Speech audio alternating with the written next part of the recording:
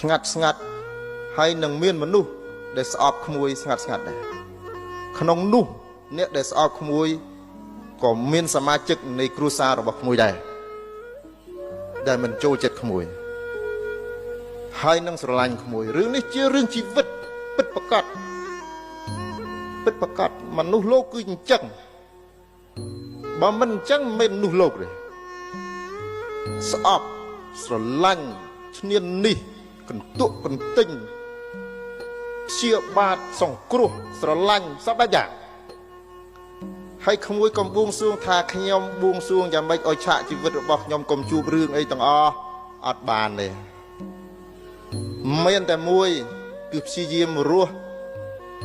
ហើយប្រឈមមុខទៅក្នុងជីវិតមានតែប៉ុណ្្នឹងឯងក្មួយហើយរឿងទាំងអស់នេះក្មួយនឹងជួបនៅក្នុងឆាកជីវិតអាត្មានៅតែសរសើរអ្នកស្រី